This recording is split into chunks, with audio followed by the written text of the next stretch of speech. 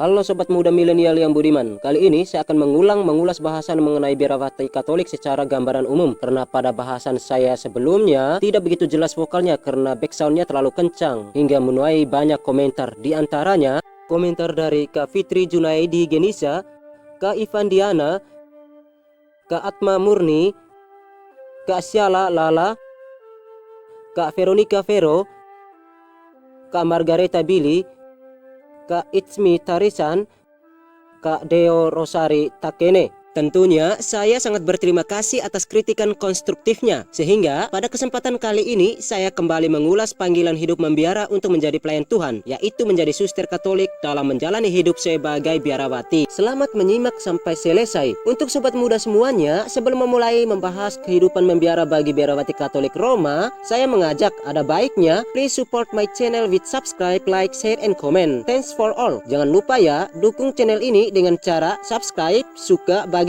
dan komen agar setiap saya mengupload ulasan religius Kristiani terbaru kesukaan kalian langsung notifikasi dari channel ini. Selamat menonton.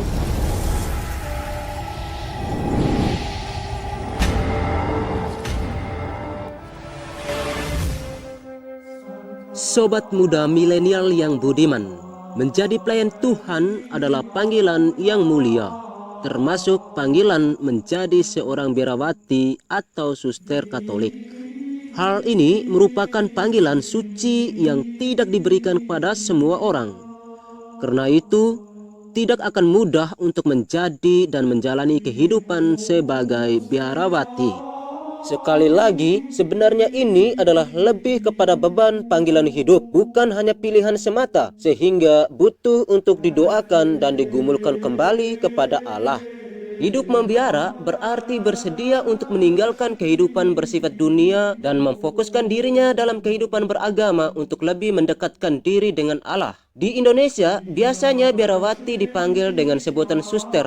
Mereka hidup di dalam suatu biara dengan menaati segala peraturan yang ada dan tidak boleh melanggar peraturan tersebut.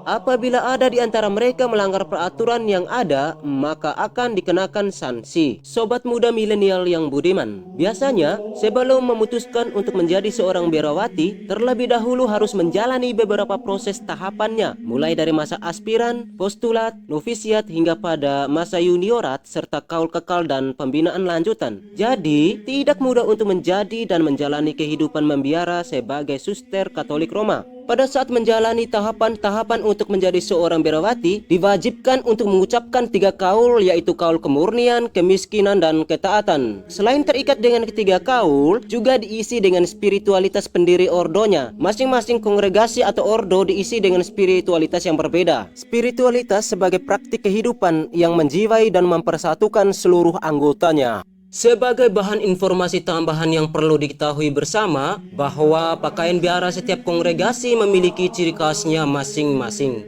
Dari kalung salib, kerudung, panjang jubah, sampai soal lipatan jubah. Pakaian setiap kongregasi mengemukakan hal rohani sebagai lambang hidup murni.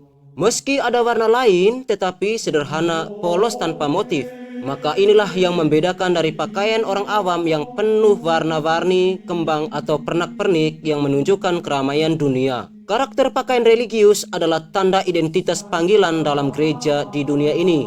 Dengan demikian, pakaian atau jubah juga dijadikan simbol atau legitimasi personal atas kongregasi atau tarekat tertentu yang ia pilih. Dalam hal ini, perlu dan butuh diperhatikan karena mode pakaian religius setiap kongregasi atau tarekat itu berbeda. Misalkan saja, mode jubah dan kerudung pada kongregasi Immaculata Conceptionis dalam video ini memiliki ciri khasnya tersendiri sebagai identitas dari kongregasi tersebut.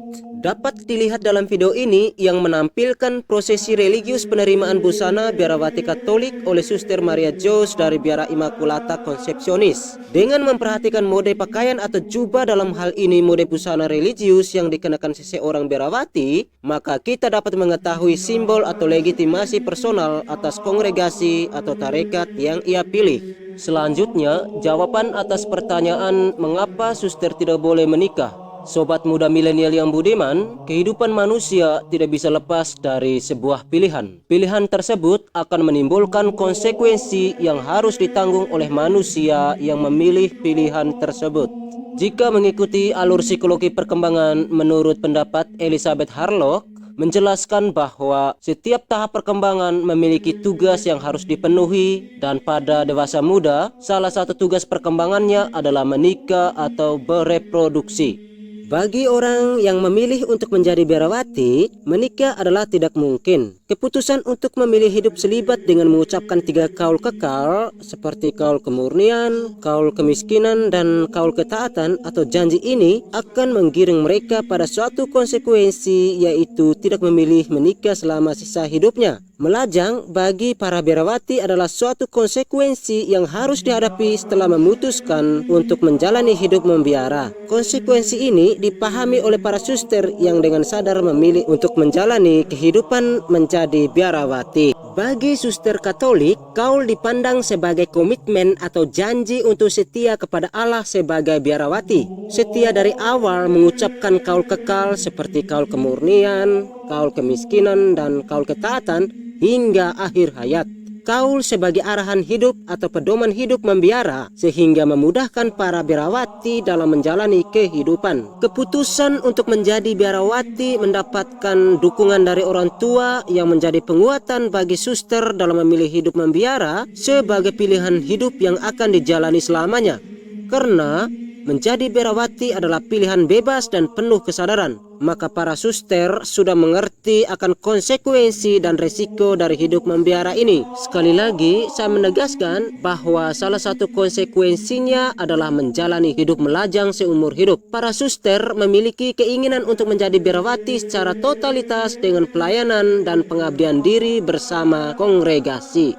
Sobat muda milenial yang budiman, kurang dan lebihnya inilah jawaban sederhana atas pertanyaan-pertanyaan mengapa suster Katolik hidup melajang atau tidak menikah. Sobat muda milenial yang budiman, pilihan menjadi biarawati Katolik bukan pilihan main-main. Paling tidak ada 3 kaul yang menjadi landasan hidup yang dengan ikhlas dan sepenuh hati dijalani, yaitu kaul kemiskinan, kaul kemurnian, dan kaul ketaatan. Kaul kemiskinan mengandung spirit hidup sederhana, artinya semua harta milik dan barang-barang biarawati akan menjadi milik kongregasi. Ini mengacu pada Kitab Hukum Kanonik Gereja Katolik 668. Kaul kemurnian atau selibat mengandung spirit penyerahan total kepada Kristus.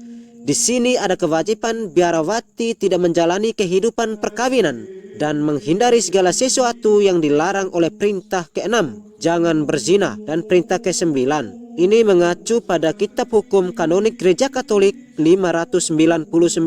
Sedangkan kaul ketaatan mengandung spirit ketaatan kepada pimpinan kongregasi, termasuk di dalamnya ketentuan peraturan dan nasihat para pimpinan.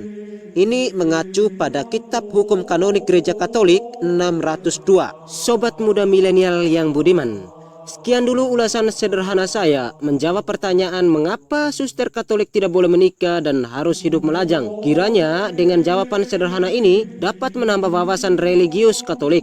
Salam sejahtera, salam toleransi. Sekian dan terima kasih.